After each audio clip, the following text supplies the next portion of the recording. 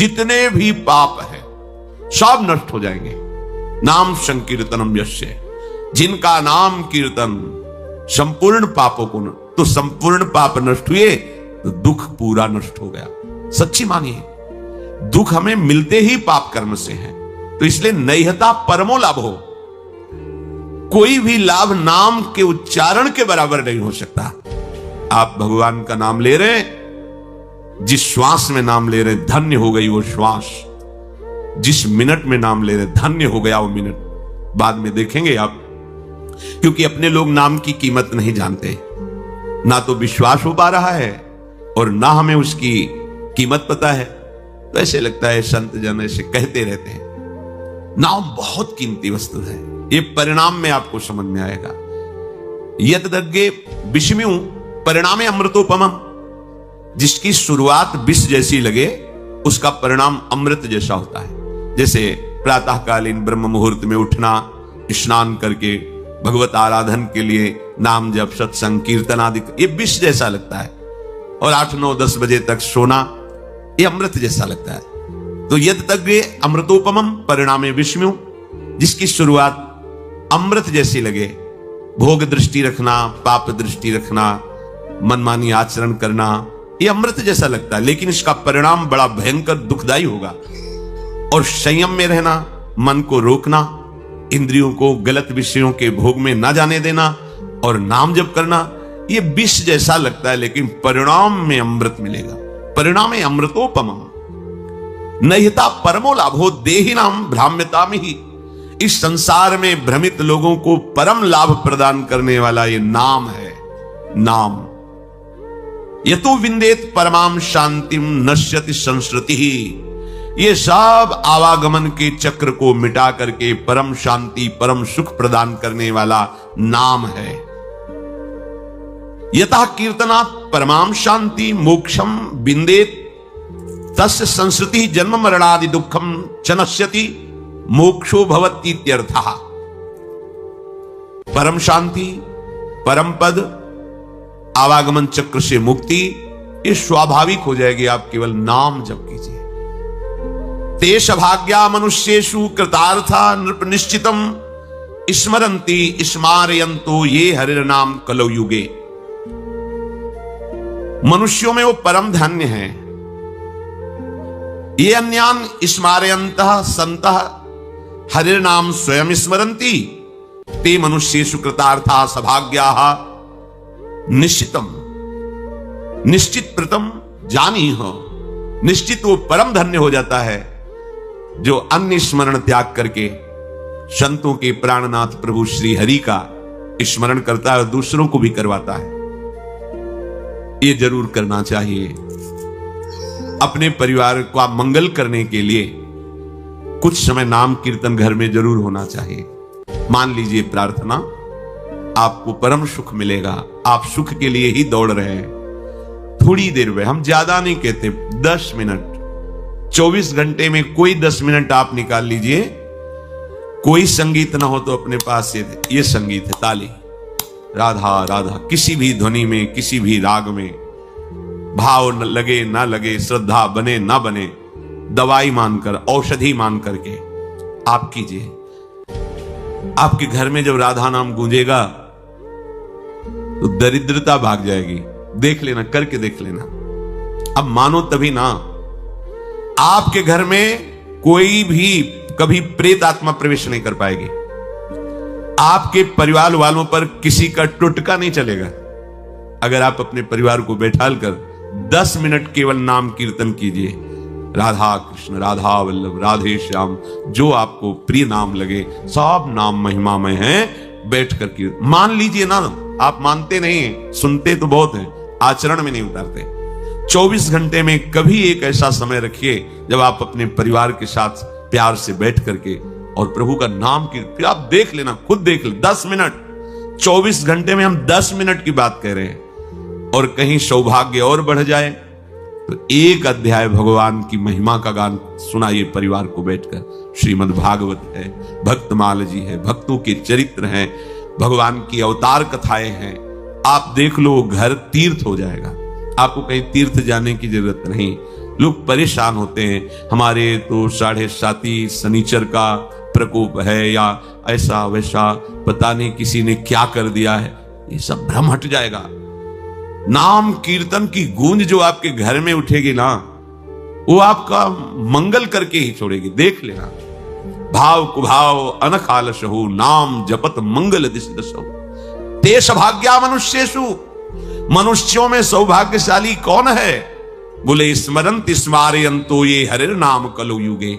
इस युग का बहुत बड़ा प्रताप है, जो 10,000 की वर्ष की तपस्या से फल नहीं प्राप्त होता, वो 24 घंटे नाम कीर्तन से प्राप्त हो जाएगा। बड़ी महिमा है। तो आप अगर 10 मिनट अपने घर में नाम कीर्तन करें, एक अध्याय श्रीमद् भागवत का प्रभु को सुनाएं। संस्कृत ना आता हो तो हिंदी में ग्रंथ हैं, उनका अर्थ लिखा हुआ है, हिंदी में पढ़ लीजिए, हमें भाव प्राप्त हो जाएगा।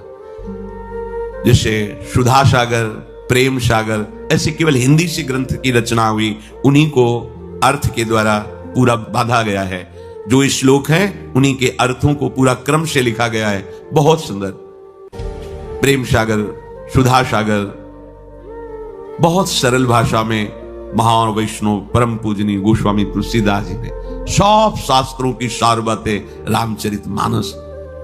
जब हम सतशास्त्रों का अपने परिवार में बैठ करके गायन करके श्रवण कराते हैं, तो सबके संस्कार पवित्र होते हैं, बुद्धि बदलती है। कितना प्रभाव पड़ता है।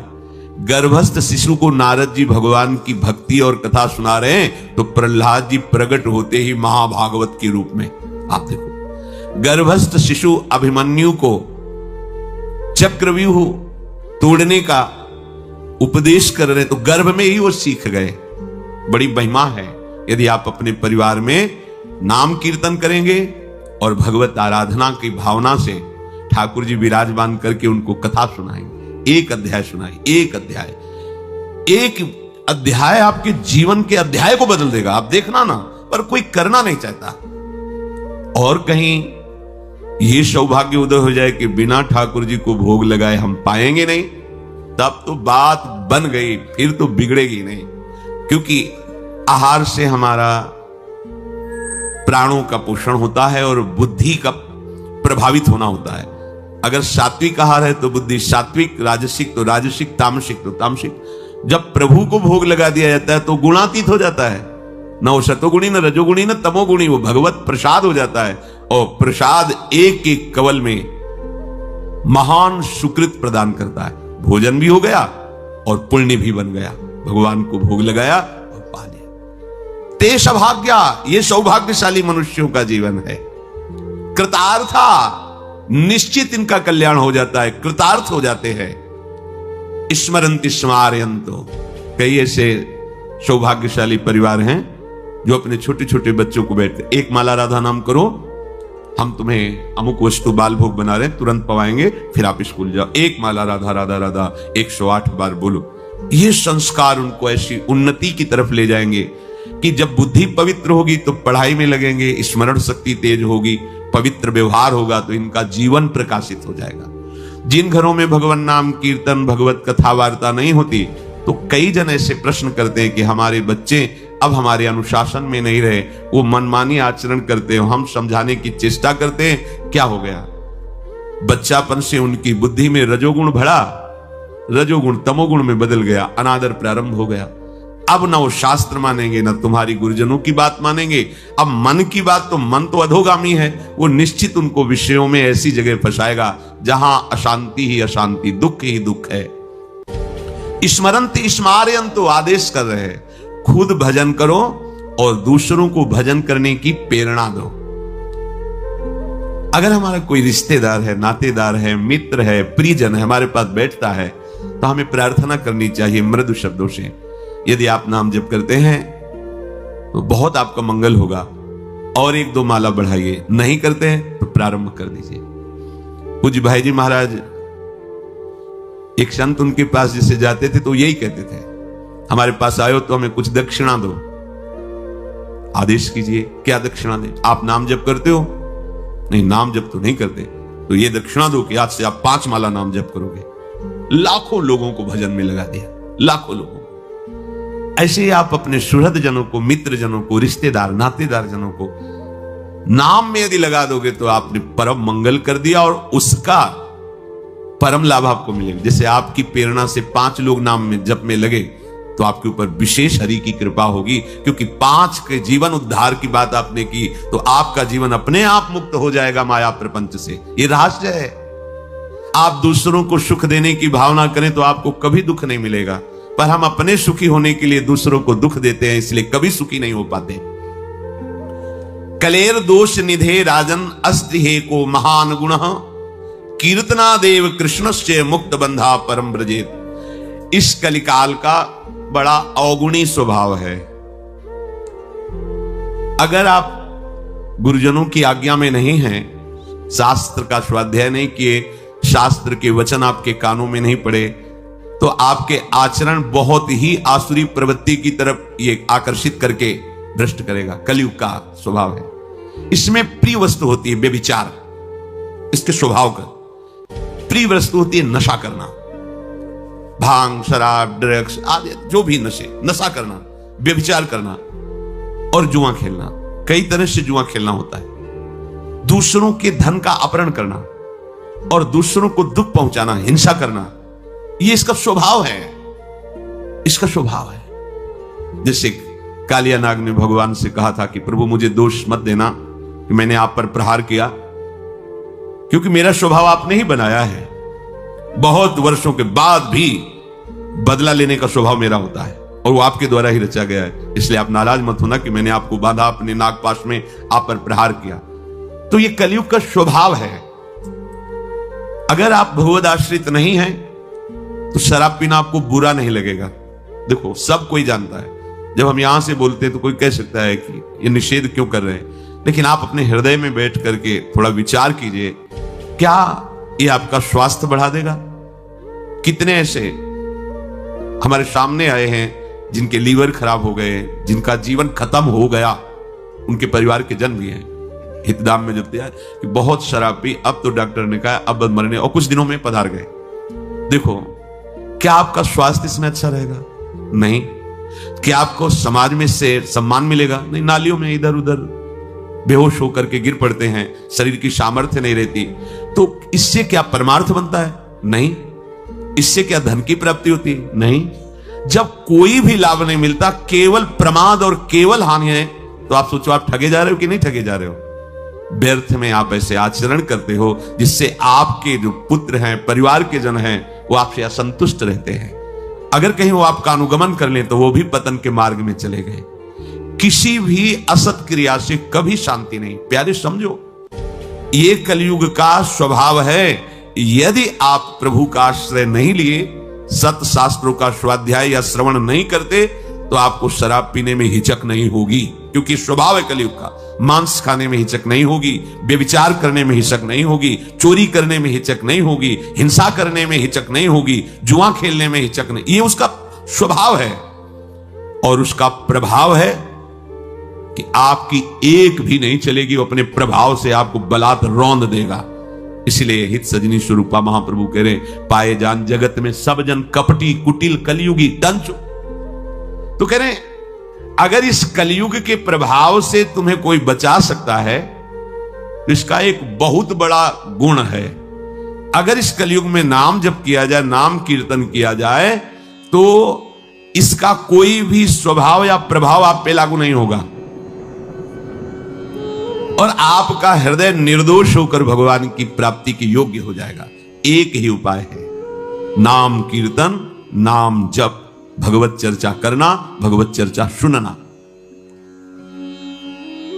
नान्तम विदाम्यहममी मुनयोग्रजास्ते माया बलस्य पुरुषस्य कुतो परेये गायन गुणान 10 शताननयादिदेव शेषाधुनापि समवस्यति नास्य पारम। भगवान की माया शक्ति पर कोई विजय पा सके असंभव,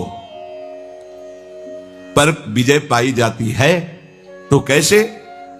बोले जिनका हजारों मुख से यशगान भगवान शेष जी करते रहते हैं, पर उनके गुणों का पार नहीं पाए, उन प्रभु का नाम जप, उन प्रभु का नाम कीर्तन तुम्हें माया पर विजय प्राप्त करा देगा। माया, भ्रम, अज्ञान, अविद्या। जो भगवान के नाम गुण का कीर्तन करता रहता है, श्रवण करता रहता है, उसको प्रगट में भी कभी कोई परास्त नहीं कर सकता। ऐसा नहीं कि परास्त करने नहीं आएगा, परास्त करने आएगा।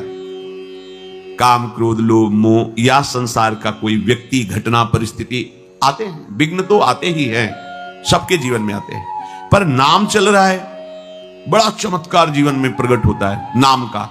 ये जो हम भगवत भक्तों के चरित्र आपको गुरु कृपा से जो सुनने को मिलते हैं, सुनाते हैं, उनसे हमें एक बल मिलता है। वो एक छोटी जीवनी की धरा से एक भगवत स्वरूप स्थिति को प्राप्त होते हैं। जैसे हम शरीरासक्त होकर विषयों में, भोगों में लगे, एक छोटी धरा है। शरीर और भोगों का त्याग करके निरंतर ब्रह्माकार भगवदाकार वृत्ति, ये बड़ी धरा है। छोटी धरा से बड़ी धरा तक, इसमें तर्क वितर्क या संशय की कहीं कोई भी गुंजाइश की जरूरत नहीं। भक्तों के चरित्र श्रवण मात्र से प्रभु के नाम रूप लीला धाम में रति होती है। आपके मुख में भगवान नाम चल रहा है तो कोई भी आपको परास्त नहीं कर सकता। बड़ी महिमामयी इस महाभागवत की बात है। सुधन्वा जी, ये एक चंपापुरी नाम का राज्य था। वहां के राजा हंसध्वज जी थे, उनके पुत्र थे श्री सुधन्वा जी।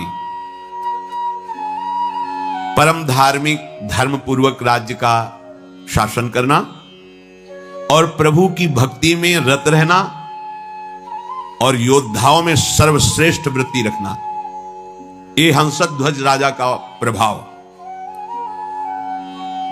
पूरी प्रजा को अपने पुत्र की तरह पालन करना। राजा पूरे देश का पिता है और प्रजा पुत्रवत राजा के द्वारा पोषित होती है। जो प्रभु का भजन करते हैं, ये ना समझा जाए कि वो गरीब ही लोग भजन करते हैं, भिखारी लोग भजन करते हैं, ऐसा नहीं। ये प्रभु का भजन जो करते हैं वो गरीब नहीं है, जो प्रभु का भजन नहीं करते वो गरीब है। क्योंकि अंतिम समय उनके पास कुछ नहीं रहता तो हुए ना निर्धन। और जो भजन करते हैं वो माला माल होकर के यहां से जाते हैं। परम धन राधा नाम, खूब जमा है राधा नाम, अब उनको आनंद ही आनंद प्राप्त होगा। तो ये उस समय की बात है जब महाराज युधिष्ठिर अश्वमेध यज्ञ कर रहे थे। प्रद्युम्न, सात्यकी आदि असंख्यो महारथी योद्धा द्वारिका से सहयोग के लिए आए हुए थे। घोड़ा छोड़ा जाता है, जिस राज्य से घोड़ा जाता है तो घोड़े का पूजन करके नमस्कार कर लिया तो मतलब वो राजाधीन है, और अगर घोड़े को पकड़ लिया तो मतलब युद्ध होगा, तब आगे बढ़ा जाएगा। जे ही गुप्तचरों ने हंसध्वज राजा को समाचार दिया कि महाराज युधिष्ठिर का अश्वमेध यज्ञ का घोड़ा आपकी राज्य सीमा में प्रवेश कर चुका है, उनको बहुत आनंद हुआ। अहो भाग्य, जिनकी हम आराधना कर रहे थे भगवान जरूर दर्शन देंगे, क्योंकि ये पांडवजन महाभागवत है और इनको जरा भी कोई कष्ट देना चाहे तो भगवान व्याकुल होकर उपस्थित हो जाते हैं। गुप्तचरों से पूछा कि क्या भगवान श्री कृष्ण भी हैं? बोले उनके तो दर्शन नहीं हुए, पर हां द्वारिका की सेना भी उपस्थित है, तो उनका दर्शन जरूरी है। वैसे अगर वो होते तो घोड़े का पूजन करते और प्रभु के दर्शन कर लेते, पर प्रभु नहीं है तो दूसरा उपाय करना पड़ेगा दर्शन के लिए। आदेश किया महाराज युधिष्ठिर के अश्वमेध को पकड़ लिया जाए। पकड़ लिया गया। जे ही पकड़ा गया तो अब इतने महान महान महारथी, साथ में अर्जुन जी भी हैं, सात्यकी जी हैं, प्रद्युम्न जी, बड़े बड़े महारथी, हर्षपूर्वक युद्ध का जयघोष किया गया। हंसध्वज जी ने आदेश कर दिया तत्काल सेना उपस्थित हो। अगर तनिक भी विलंब किया गया तो खोलते हुए कड़ाह में उसे डाल दिया जाएगा। नगाड़े की ध्वनि पूरी होते होते पूरी सेना नगर के बाहर आ जानी चाहिए। ऐसा सावधान भी रहते हैं सैनिक, कभी भी राजा का आदेश हो जाए। स्वयं बड़े गजराज पर चढ़कर हंसध्वज भगवान श्री कृष्ण को प्रणाम करके मानसिक और अर्जुन से युद्ध करने के लिए आगे बढ़े। पूरे सैनिक सब तत्काल तैयार हुए, क्योंकि राजा की आज्ञा थी अगर विलंब हुए तो खौलते हुए तेल के कड़ाह में डाल दिया जाएगा। सब ठीक समय पर उपस्थित हो गए। वहां एक भयंकर अग्नि के उसमें बड़ा कड़ाह रख करके तेल खोलाया गया, कोई विलंब ना हो, अगर होगा तो डाल दिया जाए। जितने भी वीर योद्धा थे सब उपस्थित हो गए, लेकिन राजा के पुत्र जो सुधन्वा जी थे, ये बड़े भगवान के नाम जापक भक्त थे, हर समय नाम जप करते रहते थे। जो ही आज्ञा हुई अस्त्र शस्त्रों से सुसज्जित हुए। पहले तो माता जी के पास गए, उनको प्रणाम किया और कहा, मां आज हमारे जीवन का परम लाभ उपस्थित हुआ है, क्योंकि आज मुझे अर्जुन से युद्ध करना है। वो भगवान के परम प्रेमी भक्त हैं, आज युद्ध कौशल के द्वारा उनको मैं तृप्त करूंगा और ऐसा तृप्त करूंगा, उनको ऐसे व्याकुल करूंगा कि उनके सारथी का हमारे ऊपर नजर पड़े और कृपा दृष्टि पड़े। उनको आना पड़ेगा, पर हो सकता है हम वापस ना आए, इसलिए आपसे आशीर्वाद मांगते हैं कि मेरे मन की जो कामना है कि अर्जुन को तृप्त करूं, भगवान का साक्षात्कार करूं, वो पूर्ण हो। इसके बाद माता जी को प्रणाम करने के बाद जब आगे बढ़ने लगे तो माता जी ने कहा, बेटा बड़े बड़े ऋषि मुनि जिन भगवान श्री कृष्ण का रात दिन ध्यान और गुणगान करते हैं, मुझे तो उनका दर्शन होना संभव लगता है, पर जब तुम अर्जुन को पीठ नहीं दिखाओगे तो जरूर उपस्थित होंगे, और जब तुम श्री कृष्ण का दर्शन कर लोगे तो मुझे श्री कृष्ण का धाम मिल जाएगा, क्योंकि शास्त्रों में लिखा है जो भगवत साक्षात्कार कर लेता है तो 21 पीढ़ियां भगवत धाम को जाती है। तो मैं तो नहीं देख पाऊंगी, पर भगवान के धाम को जाऊंगी, पर पीठ मत दिखाना। जाओ, हमारा आशीर्वाद है, विजयी हो। विजयी तुम्हारे मन में जो कामना है उसकी पूर्ति हो। सुधन्वा जी भी निकले तो उनकी बहन जी आई, तिलक लगाया, आरती की, विजय की कामना की। आगे बढ़े तो अभी कुछ ही समय पहले ब्याह हुआ था।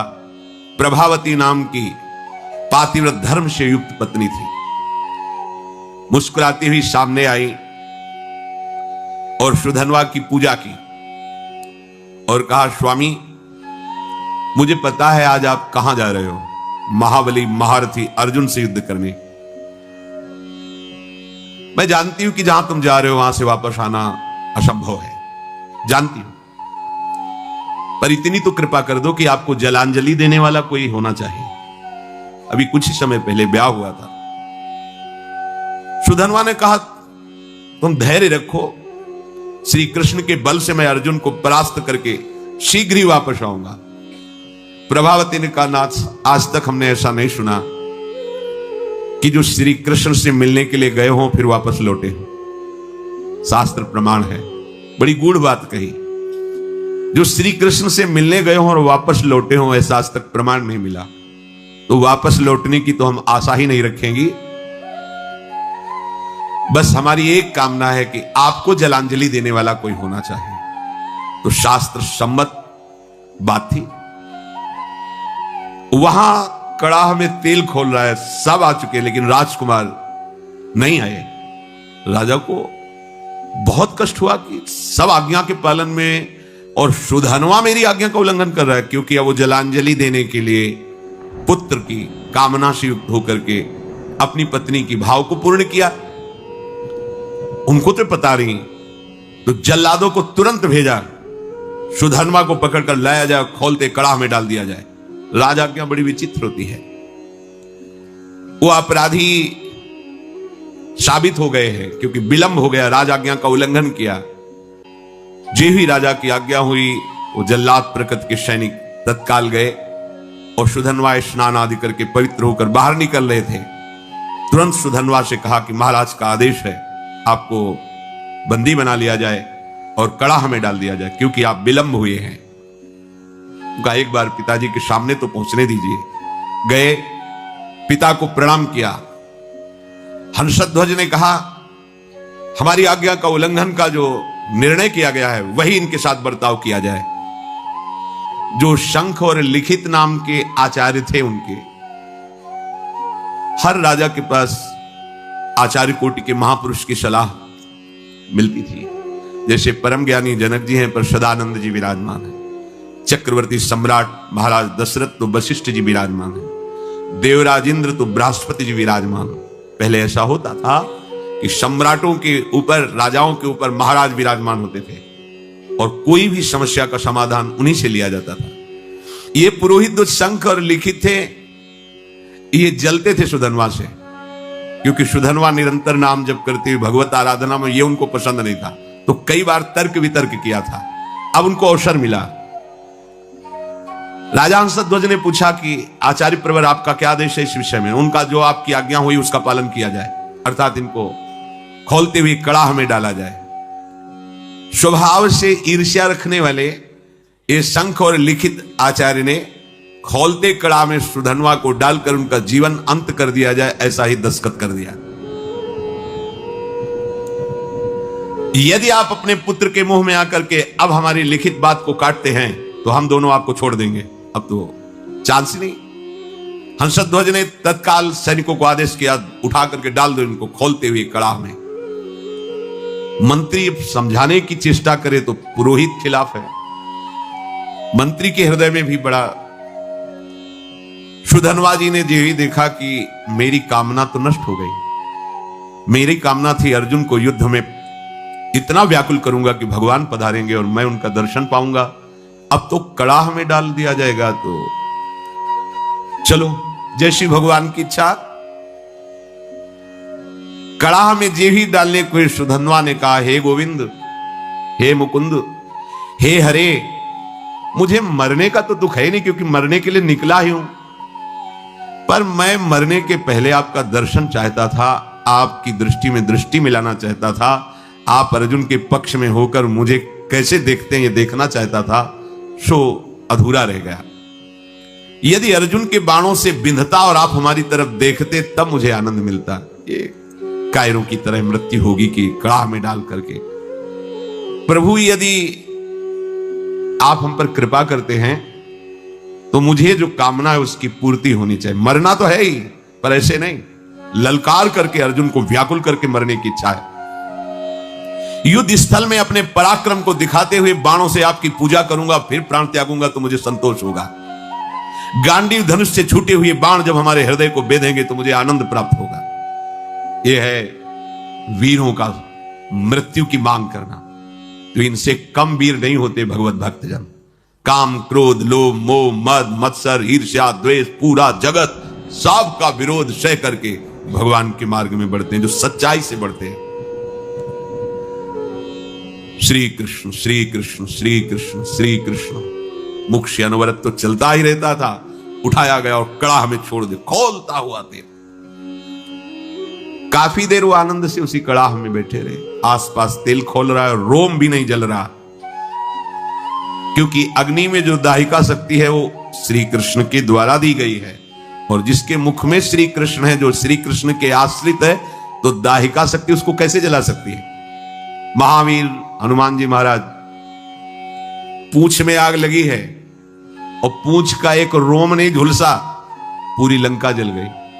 वहीं पूरी लंका के मध्य में विभीषण, जो रावण जैसे राजा के महामंत्री और भाई हैं, उनके महल में कहीं भी कुछ भी झुलसा नहीं, पूरी लंका जल गई। क्यों? दाहिका शक्ति जिनकी आज्ञा से काम करती है, उनके भक्त का घर कैसे जल सकता है? उनके महाभागवत के एक रोम भी नहीं झुलसा हनुमान जी का। ऐसे ही सुधनवा जी का एक रोम भी नहीं झुलसा। जैसे जल में प्रफुल्लित कमल खिला रहता है, ऐसे मुख प्रसन्न श्री कृष्ण श्री कृष्ण श्री कृष्ण। अब सबको बड़ा आश्चर्य हुआ। तेल बुदबुद बुदबुद खोल रहा है, ये भी नहीं है कि वो शांत हो, और वो प्रसन्न मुद्रा में श्री कृष्ण श्री कृष्ण। ए नाम का बहुत चमत्कार है, अपने लोग उसे समझ नहीं पा रहे हैं। राजा हंसध्वज ने अपने पुरोहित शंख और लिखित से कहा, ये क्या हो रहा है? ये जल क्यों नहीं रहा है? पुरोहित जी विचार करके आग तो जल रही, क्या तेल ये ऐसे ही खोल रहा है? इसमें गर्मी नहीं है? तो एक नारियल फल ऐसे वो कड़ाह में डाला, जी भी डाला और इतना गर्म तेल था, फटाक से फटा और लिखित और शंख दोनों आचार्य उनकी खोपड़ी में लगा जाके, और उनकी खोपड़ी में फफोले पड़ गए, उसकी बूंदे पड़ गई। वो महाराज ये तो बिल्कुल आग है इस समय तेल। निश्चित है कि सुधन्वा श्री कृष्ण नाम के बल पर है, इसलिए ये आग इसे नहीं जला सकती। अब पुरोहित को विरोध करने का कोई भी अवसर नहीं। वहां के लोगों ने सुधन्वा जी कोई औषधि का प्रयोग किए हुए हैं क्या, जो तेल का प्रभाव नहीं पड़ रहा? वहां बड़े बड़े आयुर्वेदाचार्य भी थे, कहा नहीं, इस ऐसी स्थिति में कोई औषधि काम नहीं करती। इसका मतलब है कि ये जो कृष्ण कृष्ण बोल रहे हैं इसी का प्रभाव है। यही तो मित्रजन पूछते थे प्रहलाद जी से कि तुम्हारे ऊपर बड़े बड़े काले सांप छोड़े जा रहे हैं और तुम्हें काटते नहीं, तुम्हें पहाड़ से दबाया जा रहा है, अग्नि से जलाया जा रहा है, जल में डुबोया जा रहा है, बड़े बड़े नुकीले शस्त्रों से काटा जा रहा है, पर तुम्हारी त्वचा ही नहीं कटती, ऐसा क्या है तुम में?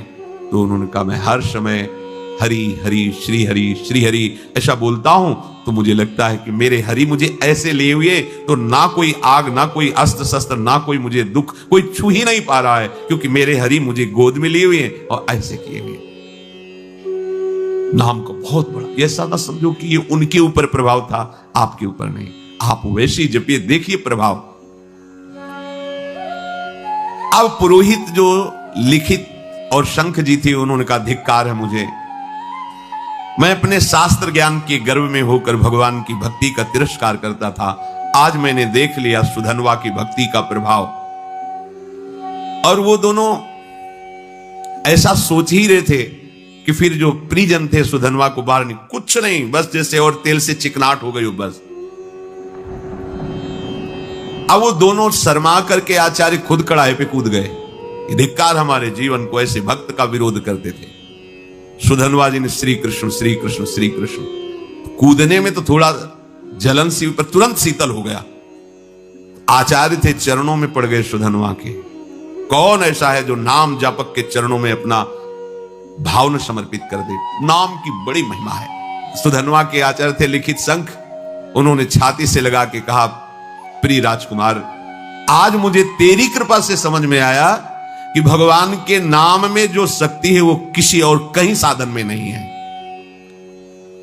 पुरुष सिंह, आज तुम्हारे स्पर्श से मैं पावन हो गया, क्योंकि तुम भगवान नाम जप करते हो। अब पता चल गया कि मैं तुम्हारा उद्धार नहीं करूंगा, तुम मेरा उद्धार कर दोगे। आचार्य अपने शिष्य से कह रहे हैं, वीरवर जाओ, सम्रांगण में तुम्हारी कामना की पूर्ति हो। सुधन्वा पिता को प्रणाम किया।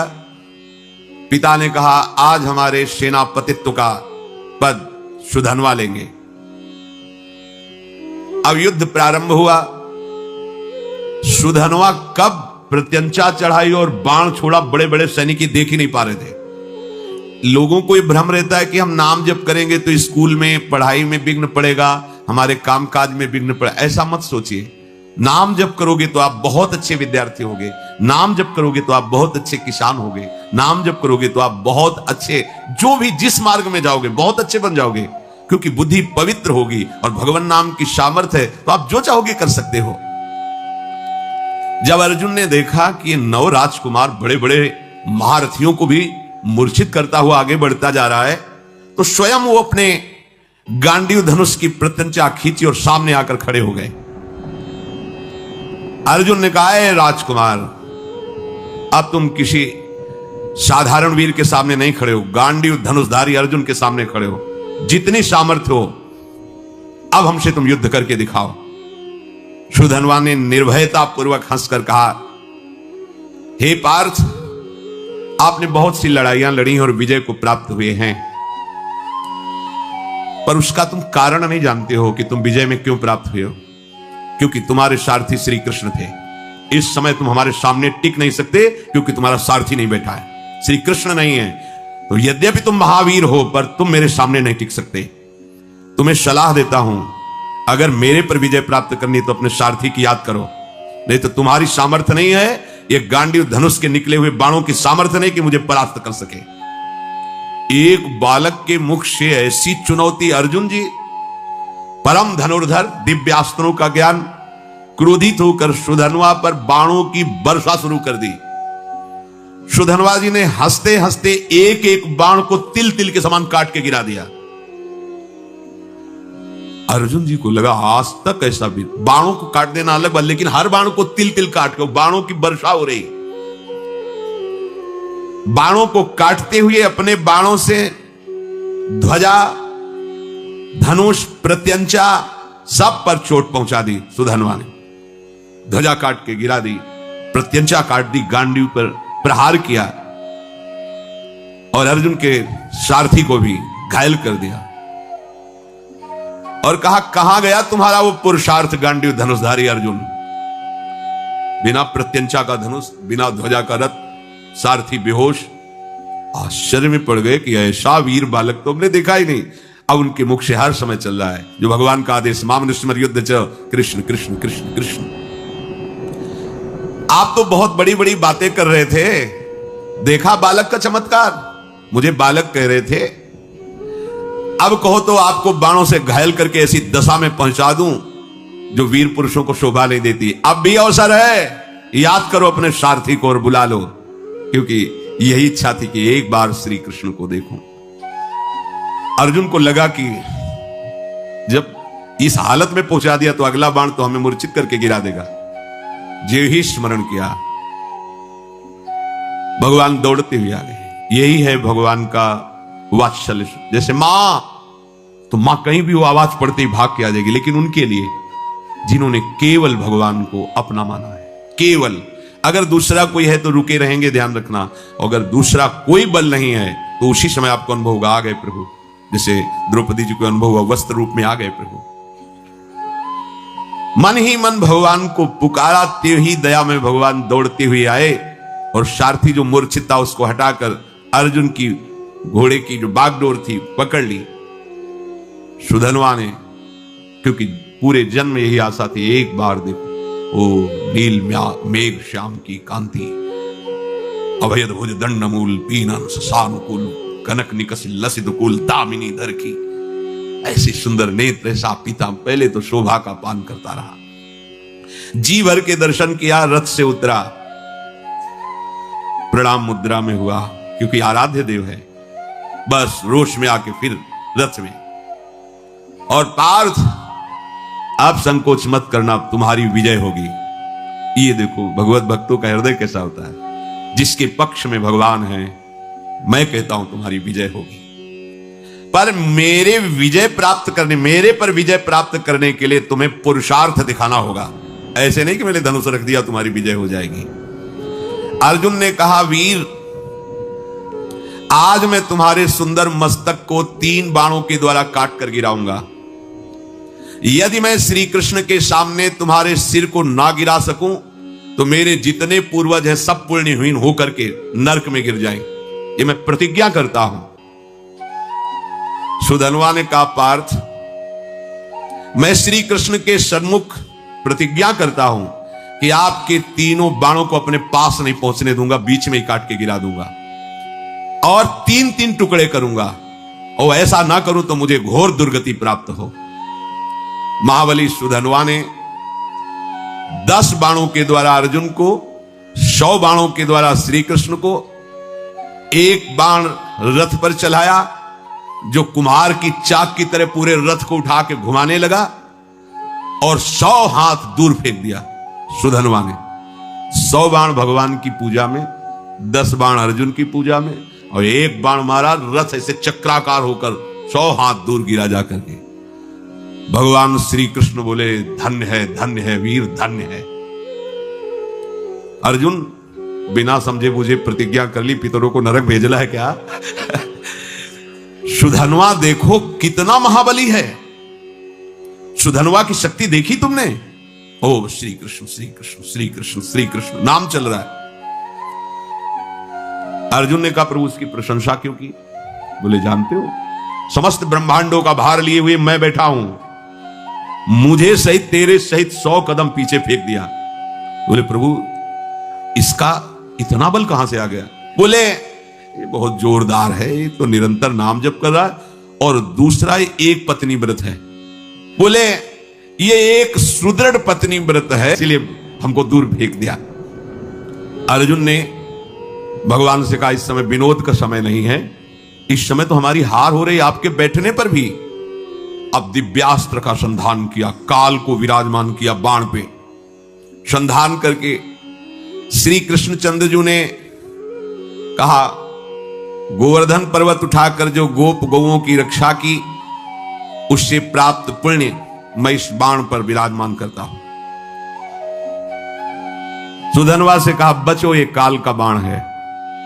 सुधनवा ने कहा हमारे पास श्री कृष्ण नाम है जो काल का भी महाकाल है। देख लो, एक तरफ भगवान है, एक तरफ नाम है।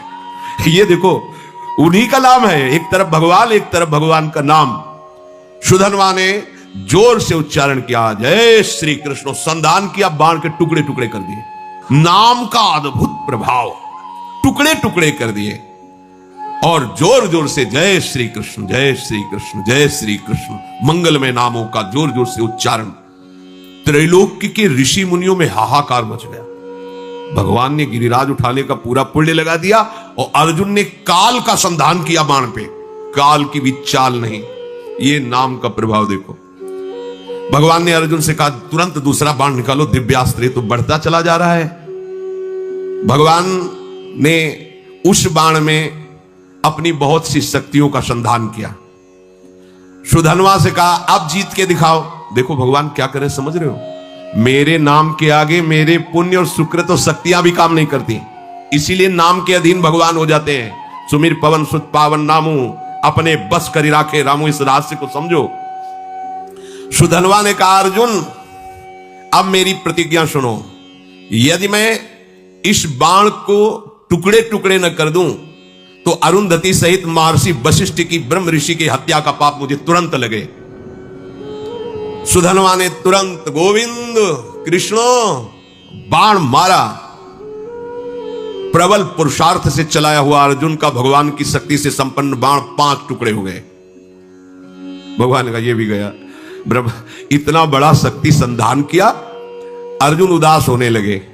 प्रभु अब क्या होगा, तुम्हारी शक्ति भी इसमें थी, सब क्या। यही समझो, रहस्य समझो, भक्तों ने यही रहस्य समझा है। भगवान की भी रक्षा भगवान के नामों से यशोदा मैया और सब गोपियों ने की। बाल गोविंद की लीला में पढ़ के, अरे नाम इतना बड़ा है कि कहां लगी नाम बड़ाई, राम न सकई नाम गुण गाई। तभी तो संत जन छाती चौड़ी करके घूमते हैं, राधा राधा राधा। हमारे पास राधा नाम, हमारे पास कृष्ण नाम, गोविंद नाम है, मतलब प्रभु हमारे अधीन है। भगवान देखा कि अर्जुन निरुत्साहित हो रहे हैं तो 5 जन शंख को लिया और नाद, 5 शंख का नाद जो है ना वो उत्साह वर्धन करने वाला होता है। 5 जन शंख बजाया और अर्जुन से कहा अब बाण संधान करो। महामनस्वी अर्जुन ने तीसरा बाण हाथ में लिया और भगवान ने कहा कि जब मैं राम अवतार में राम जी बना था तो एक पत्नी व्रत रहा हूं, उसमें तो राम जी बहुत मर्यादा पुरुषोत्तम अवतार भगवान का, ये प्रेमावतार है, वो मर्यादा पुरुषोत्तम यही प्रभु है। मैं उस सुकृत को इस बाण पर विराजमान करता हूं। फिर ब्रह्मा जी को आदेश किया पिछले भाग पर विराजमान हो और काल को दोबारा आदेश किया अग्रभाग पर प्रतिष्ठित हो। और प्रभु ने कहा चलाओ बाण। ब्रह्मा जी, काल जी और वो पुण्य सुकृत रामावतार का है। सुधनवा प्रभु की तरफ देखा और मुस्कुराया। बड़ा प्रेममय प्रसंग है। अर्जुन से बोला अभी संशय है तुम्हें, तुम्हारे विजय के लिए क्या कर रहे हैं देख रहे हो, तुम्हें संशय, भला कोई प्रतिज्ञा करो अब तुम इस बाण के बचाने के लिए। अर्जुन ने कहा वीरवर, यदि तुम्हारा मुकुट सहित मस्तक में काट के ना गिरा दूं तो भगवान श्री हरि और भगवान शंकर में भेद करने से, निंदा करने से जो पाप लगता है वो मुझे अभी लगे।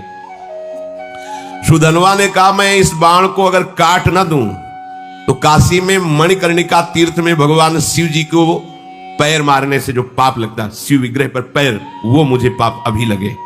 दोनों भगवत भक्त है और इतनी बड़ी बड़ी प्रतिज्ञा। सुधनवा ने भगवान श्री कृष्ण की तरफ देखा और कहा जय श्री कृष्ण, जय श्री कृष्ण। अर्जुन उस बाण को संधान किया। सुधन्वा ने उस प्रभावशाली बाण को कृष्ण कृष्ण कहते हुए काट दिया। हाहाकार मच गया। इस बाण को तो कोई काट ही नहीं सकता था, क्योंकि इतनी महिमा से युक्त हो गया था। अब कटा हुआ बाण का अग्रभाग सुधन्वा के मस्तक को काट करके गिरा दिया। बाण तो काट दिया, पर कटा हुआ अग्रभाग बाण का जाकर सुधन्वा के मस्तक को काट कर गिरा दिया। आश्चर्य की बात कि सुधन्वा के कटे हुए मस्तक से भी निकल रहा था जय श्री कृष्ण, जय श्री कृष्ण, जय श्री कृष्ण। जैसे द्वेष भाव से भजने के कारण रावण के भी मुख से निकल रहा था, कहां राम रन हतोपचारी। खोपड़ी पड़ी है पर उससे निकल रहा था, कहां राम रन हतोपचारी। महाभागवत सुधन्वा जी के कटे हुए सिर से निकल रहा था जय श्री कृष्ण, श्री कृष्ण, श्री कृष्ण। भगवान श्री कृष्ण चंद्रजू उतरे और अपने कर कमल से उसके सर को उठाया और हृदय से। ये तो बाहरी लीला थी। इतने में सुधन्वा के जो शरीर से ज्योति निकली थी, भगवान की परिक्रमा करके भगवान में लीन हो गई। श्री कृष्ण चंद्रजू ने सुधन्वा के पिता से कहा, ऐसा भक्त अभूतपूर्व है, शायद ऐसा न हुआ है, न ऐसा आगे होगा। जैसा तुम्हारा पुत्र मेरा भक्त था, वो तो मेरे दिव्य धाम में गया। शोक मत करना, विलाप मत करना, रोना मत, क्योंकि रोने लायक नहीं है। रोने लायक संसारी जन होते हैं जो प्रभु से विमुख जीवन व्यतीत करते हैं। जो प्रभु में जीवन व्यतीत करते हैं वहां तो उत्साह मनाया जाता है, क्योंकि वो धाम गया, नरक तो गया नहीं कि रोए। धाम गया तो खूब नाम कीर्तन किया जाता है। मित्रों, आशा करता हूँ कि यह धार्मिक शिक्षाप्रद कथा आप लोगों को अवश्य पसंद आई होगी। अगर आप लोगों को यह कथा पसंद आई हो तो इस कथा को लाइक करें और अधिक से अधिक लोगों को शेयर भी करें, जिससे कि वे भी इस शिक्षाप्रद उत्तम कथा को सुनकर अपने जीवन को सुखी एवं सामर्थ्य बना सकें। मित्रों, अगर अभी तक आप लोगों ने हमारे चैनल को सब्सक्राइब नहीं किया है तो तुरंत सब्सक्राइब कर लें, जिससे कि नोटिफिकेशन के माध्यम से आप लोगों को हमारे नए नए वीडियोस, शिक्षाप्रद कथाएं तुरंत प्राप्त हो सके और आप उसको सुन करके अपने जीवन को सुखी बना सकें। तो कल फिर किसी नए धार्मिक कथा को लेकर के आप लोगों के समक्ष फिर से प्रस्तुत होंगे। तब तक के लिए राम राम।